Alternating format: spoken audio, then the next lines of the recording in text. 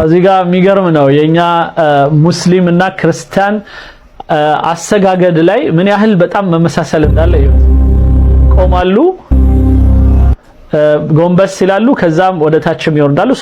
ሁለቱም አካሄዶች አሉ።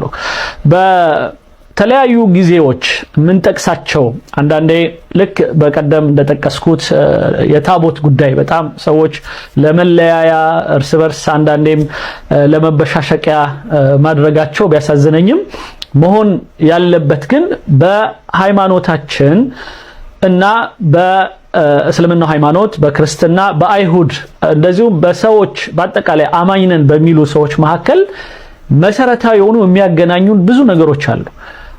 እነሱ ላይ ተንተርሰን የማያግባቡን ነገሮች ላይ ለመወያየትና ወደ ተሻለ ቦታ ለመድረስ ለምሳሌ ሁላችንም አማኝነት ስንል በጌታ እናምናለን። ያ ጌታ ማን ነው የሚለው ላይ ግን በሐሳብ በተለያዩ ሁኔታዎች እንለያያለን። ይሄ አንዱ ነው።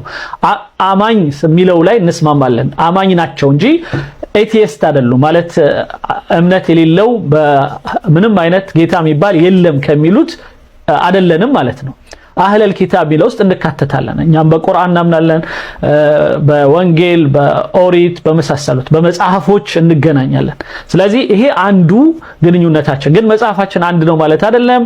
አንዱ ያመነበትን መጽሐፍ እኔ ያምንበታለሁ ሙሉ በሙሉ ማለት አይደለም። የመሳሰሉት ስለዚህ ግን ምንድነው ኢን ጀነራል አማኞች ነን። ቀጥሎ አማኝነታችን በጌታ ነው። ቀጥሎ በመጽሐፍት እናምናለን። ቀጥሎ በነብያቶች ደግሞ በመልእክተኞች በጌታና በሰው መካከል የሚያሳስሩ ኃይሎች አሉ ብለን ስማቸው አንድ አይነት የምንጠቅሳቸው ሰዎች ደግሞ አሉ። ያም የአንድነታችን አንዱ መገለጫ ነው። ለምሳሌ ከአዳም ይጀምራል። እኛ ሙስሊሞች ክርስቲያኖች አዳምና ሔዋን ገነት ገቡ፣ ሁለታችንም እናምናለን። ከዛ ግን ያልታዘዙትን የፍሬ በሰይጣን አሳሳችነት በሉ እንላለን። ከዛ ሌላው ቀርቶ በሰይጣን አሳሳችነቱ ላይ የተለያዩ የሐሳብ ልዩነቶች እናመጣለን።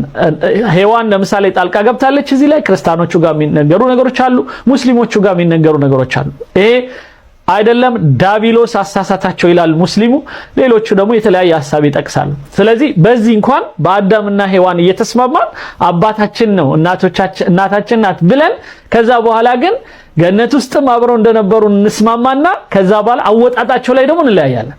ከዛ መውጣታቸው ላይ ደግሞ እንስማማለን። የሚገርመው እሱ ነው። ከገነት ተባረዋል። አዎ እዚህ ላይ ሁሉም ይስማማል፣ በተለይ ሙስሊሙ ክርስቲያኑ።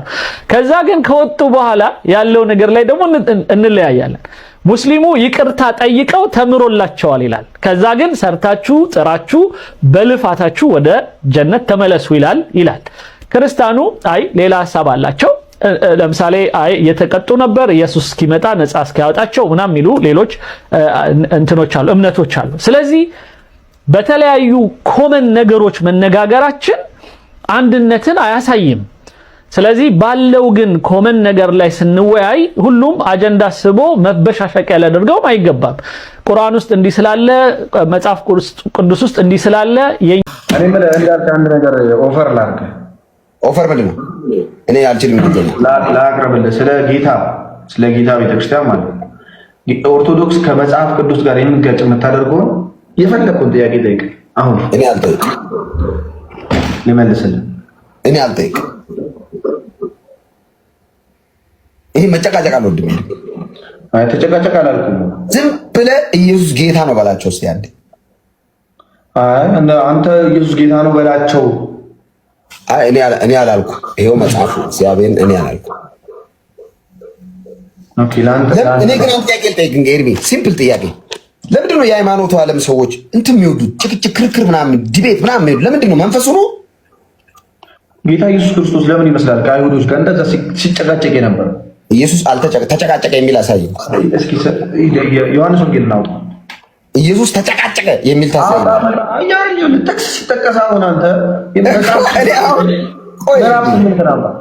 ኢየሱስ ተጨቃጨቀ ተከራከራቸው የሚል ምዕራፍ ስንት? አረ ልክልካቸውን ነው የሚነግራቸው። ታዲያ እንደዛ መንገርና የውሸት ትምህርታቸውን የሐሰት አስተሳሰባቸውን የመጨረሻው መሲህ እሱ እንደሆነ መምጣቱን አለመቀበላቸውን በመጽሐፍ የተጠቀሰ ይሞግታቸዋል እንጂ አይጨቃጨቃቸውም። ዮሐንስ ወንጌል ምዕራፍ 8 ላይ አይ ጥያቄ መልስ። ለምንድን ነው ግምት አንተ ወይ እግዚአብሔር እኮ እንደዛ ነው። አሁን አንተ የሐሰት ትምህርት ላይ መሆንን ሜቢ አይደለም። እኔ የሐሰት ትምህርት ላይ አይደለሁም። አሁን ይኸውልህ እኔን አይ እሱን አሁን ሐሰት ማን እንደሆነ ይኸው እሱን ተቀበለዋል። አንብቦሽ ይኸውልህ እኔ የሐሰት ትምህርት አይደለም እዚህ መጽሐፍ ላይ ያለውን ትምህርት ነው የተቀበልኩት። የዚህ መጽሐፍ እውነት የክርስቶስ ኢየሱስ አዳኝነት ነው የሚመሰክረው። አንተ ከመጽሐፍ ቅዱስ ጋር የሚጋጭ ሐሳብ አለ ብለህ ታስባለህ? ያንተ የኔ ያንተ ሐሳብ እስቲ እኔ ኢየሱስ ብቻ ኢየሱስ ነው ጌታ፣ ኢየሱስ ነው አዳኝ፣ ኢየሱስ ነው ቤዛ፣ ኢየሱስ ነው ስለ ኃጢአቴ የሞተው ያልኩትን የሚጋጭ ነው ትምህርት ያልከውን ይሄን ንገረኝ እስቲ። እሱ የኛ ትምህርት ነው፣ እውነተኛ ትምህርት ነው።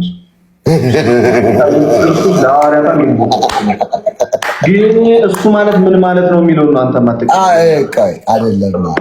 ኢየሱስ ጌታ ነው እኔ አምናለሁ። በመስቀል እሱ የኛ ትምህርት ነው። አንብብ። የዓለም ቤዛ ነች ማርያም እያልክ የኛ ትምህርት ኢየሱስ ነው ቤዛ የሚለውን ብቻ ነው ትላለህ። ቤዛ ምን ማለት ነው? ይሄ 100 ብር ቤዛ ነው ምናምን እንዳትል በእግዚአብሔር ኤርሚ ይኸውልህ ጫማ ቤዛ ነው ምናምን እንዳትል። እኔ ስለ ኃጢአት የተከፈለውን የክርስቶስ ኢየሱስን የደም ቤዛነት ነው እየጠየቀኝ።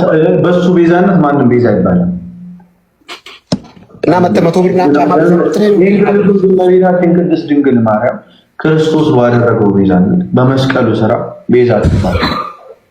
አይደለችም ማርያም ቤዛ። ማርያም ስለ ኃጢአት ያልሞተችም ደም አላፈሰሰችልኝ። እያወራሁ ያለሁት መሞት ብቻ ነው። እሺ እኔ ኤርሚ እንደው በባንዲራ አምላክ ኤርሚያስ እኔ በባንዲራ አምላክ በቃ እኔ አሁን እኔ ማርያም ቤዛ ናት የሚል ቃል በቃል ከመጽሐፍ ቅዱስ ውስጥ ተክሳሳይ ማርያም ቤዛ ናት ብዬ ላንተ አልነግርህም እንዳልከኝ አይደለችም። ለዛ ነው እሺ ስላልሆነች። እሺ ኢየሱስ ክርስቶስ ግን ቤዛ እንደሆነ ከመጽሐፍ ቅዱስ ልታሳየኝ ትችላለህ? እሺ አንድ አዳምጠኝ። ካለ እንድናገር ካልፈቀድክልኝ ልውጣ። እንዳልከኝ በጣም በስርዓት ለማውራት የሞከርኩ ነው። ይኸውልህ ዲሲፕሊን ይሄ የፈሪሳውያን ካራክተር ውስጡ መቃብር የተለሰነ በኖራ የተለሰነ መቃብር ግን አክቲንግ አትስሩ። እዚህ መታችሁ ዲሲፕሊን፣ ስርዓቱ፣ ሞገሱ፣ አለባበሱ ኢየሱስ የሌለው ዲሲፕሊን ምን ያደርጋል? ኢየሱስ ምን አለ መሰለ ፈሪሳውያንን እናንተ አለ በኖራ የተለሰናችሁ መቃብር ናችሁ፣ ላያችሁ ያምራል፣ የፈሪሳዊ ካራክተር ነው ያላችሁ፣ እንትን ትላላችሁ፣ ግን ውስጣችሁ አለ መቃብር፣ እውቀት የለ። ኢየሱስ ሲባል እሺ አንተ ያገድክ በኢየሱስ ክርስቶስ በኩል የተደረገው ቤዛነት የክርስቶስ ኢየሱስ የደም ማብሰስ ያ በመስቀል ላይ የተከፈለው ዋጋ የሚተካ ምን ነገር አለ? ምንም የለም። አንድ አዳምጠኝ። ምንም የለም። ቴንኪው ኢየሱስን የሚተካ ምንም ነገር ከሌለ ለምንድን ነው እኔ ስለ ኃጢአት ቤዛነት እያወራው አንተ 100 ብር ቤዛ ነው፣ እገሌ ቤዛ ነው፣ ጫማ ቤዛ ነው፣ ሙሴ ቤዛ ነው፣ ኮቴ ቤዛ ነው፣ አየር ቤዛ ነው፣ ገንዘብ ንፋስ ቤዛ ነው? ለምን ትለኛለህ? ስለ ኃጢአት ነው የማወራው። ስለ ሌላ ነገር ማውራት አልፈልግም። ስለ ኃጢአት አይደለም የሚያወራው። ማርያም ብለህ ከጀመርክ ስለፈሰሰው ደም አይደለም እያወራህ። ማርያም ደም አፍስሳለች? እመቤታችን ቅድስት ድንግል ማርያም ደም አላፈሰሰችም። ብታፈስም የእሷ ደም ለዓለም ሁሉ ኃጢአት ስርየት የሚሆን አይደለም። ብታፈስም የሚባል ነገር የለም። አልፈሰሰም። ደሞ አይደለም ፈሷል አላልኩም። እንደው ቢፈስ እንኳን ለዓለምን ሁሉ የሚያድን ደም አይደለም። የእሷ ደም ማርያም የዳነችው በኢየሱስ ደም እኮ ነው። ይሄ የቤተክርስቲያን አስተምሮ ነው እንዴ? ነው yes we did it። ጌታ ኢየሱስ ክርስቶስ ለዓለም ሁሉ ሞቷል፣ ኢንክሉዲንግ እመቤታችን።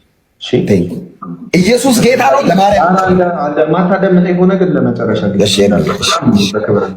አሪፍ ነገር እንድታወራ ስለፈለኩ ተባረክ። እሺ በጣም በተረጋጋ መንገድ አዳምጠኝ። 5 ደቂቃ ስጠኝ። ከዛ በላይ ለምን 3 ደቂቃ 5 በቂ ነው። ኤርሚ እሺ 3 ደቂቃ ግን እንዳትል 3 ነው የሚውት ይኸው። እሺ እመቤታችን ቅድስት ድንግል ማርያም ስትናገር ነፍሴ እግዚአብሔርን ታከብራለች አይደለ? መንፈሴም በመድኃኒቴ በአምላኬ ምን ታደርጋለች? ሐሴት ታደርጋለች፣ ደስ ይላታል አለች እመቤታችን። አዳም ምን አደረገ? በመጀመሪያ ገነት ውስጥ ፍሬ በላ። ጌታ ኢየሱስ ለአዳም ምን ብሎ ተናገረ? ከዚህ ፍሬ በበላህ ጊዜ ትሞታለህ፣ ሞትን ትሞታለህ። ወይ 3 ፖይንቶችን እንመልከት። አሁን እዚህ ሞትን ትሞታለህ አለው አዳም። የዘላለም ሕይወትን ግን አግኝቶ ነበር ወይ? ቀድሞ ነው። አንድ አዳምጠኝ እባክህ። እሺ ካቋረጥከኝ ወጣ በቃ ነገር ለኔ ሚውት አድርገህና ትወጣለህ። አንድ ልጨርስ። እሺ እና እንዳልኩኝ በጣም ባይዘው በጣም እግዚአብሔር እኔ እናንተ እንደ ትልቅ ሰው ነው። አቤት። እሺ እና አዳም ሞትን ትሞታለህ ተባለ። ፍሬዋን እንደበላ አልሞተም አዳም። ፍሬዋን እንደበላ ይሄ ሞት የሚባለው አሁን ሰዎች ሞት ብሎ የሚያስቡት ሞት አልሞት። ምን አደረገ? አይኑ ተገለጠ። የመጀመሪያው ምን አደረገ? አይኑ ተገለጠ።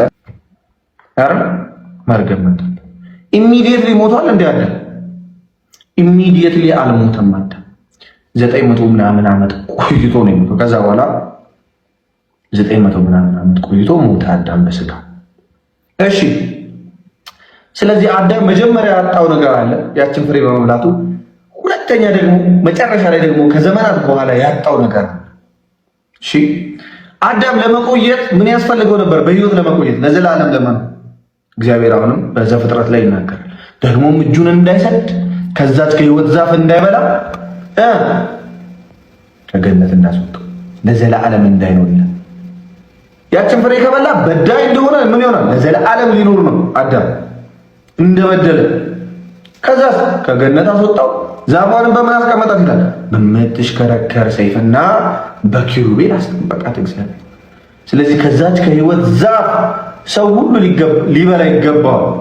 የሰው ፍጥረት ሁሉ ለዘላለም ለመኖር ያቺ የህይወት ዛፍ ጌታ ኢየሱስ ክርስቶስ በአዲስ ኪዳን የመጣው የአዲስ ኪዳኑ ሊቀ ካህን ኢየሱስ ክርስቶስ። ጌታ ኢየሱስ ሲመጣ ምን ይላል? በዮሐንስ ወንጌል ምዕራፍ 6 ላይ ስጋዬን የሚበላ ደሜን የሚጠጣ ምን አለ ይላል? የዘላለም ህይወት አለ። ጌታ ኢየሱስ ክርስቶስ ለሁላችን አንድ ጊዜ በመስቀል ከተሰቀለ በኋላ ምን አደረገ? ስጋውን ሰጠን፣ ደሙን ሰጠን። ስጋውን ስንበላ ደሙን ስንጠጣ ምን የዘላለም ህይወት እንዲኖረን ማለት ነው። እመቤታችን ከዛ ፍሬ በአዳም በኩል ፍሬውን ቀንጥሳ አልበላችም፣ ያን የህይወት ዛፍ። ስለዚህ ለእመቤታችንም ጭምር ጌታ ኢየሱስ ክርስቶስ ምኗ ነው? የህይወት ዛፏ ነው። እሱን ልትበላ እሱን ልትጠጣ ይገባል። ስለዚህ ምን አለች እመቤታችን? ነፍሴ እግዚአብሔርን ታከብረዋለች፣ መንፈሴም በመድኃኒቴ በአምላኬ ሐሴትን ታደርጋለች። ግልጽ ነው። ስለዚህ ከዚህ አንጻር ጌታ ኢየሱስ ክርስቶስ ቤዛነቱ፣ ስጦታው፣ ማዳኑ ለእመቤታችንም ጭምር which means የመጀመሪያው አግኝቷታል። እግዚአብሔር ከእርሷ ጋር አልነበረም ወይ? እግዚአብሔር ሁሉን ሲርቅ፣ ለምሳሌ ከእግዚአብሔር ሁሉ ሲቅበዘበዝ እሷ ጠፍታለች። ቅዱስ ገብርኤል ይናገር ምን ይላል? እግዚአብሔር ከአንቺ ጋር ነው ይላል። ማን? እግዚአብሔር ከአንቺ ጋር ነው፣ ደስ ይበልሽ ይላል። ሁለተኛ ጸጋ ተገፈፈ። ከሷ ጸጋ ተገፋ አልተገፈፈም? ምን ይላታል? ጸጋ ይሞላሽ ሆይ። እግዚአብሔር ጸጋ የሞላት ነች። እመቤታችን ጸጋ የሞላባት ነች። እግዚአብሔር ጸጋ የሞላባት። ስለዚህ በጸጋ አልጎደለችም። ያልተባረከች አይደለች። ምን አለች ኤልሳቤጥ በመንፈስ ቅዱስ ስትናገር? አንቺ ከሴቶች መካከል የተባረክሽ ነሽ፣ የማኅፀንሽም ፍሬ የተባረከ ነው። ስለዚህ ነገር ግን ከዛ ከህይወት ዛፍ ልትበላ ይገባታል እመቤታችንን ብትል። ለምን? የዘላለም ህይወት ማግኘት ስላለባት ሁሉ ሊበላ ይገባል።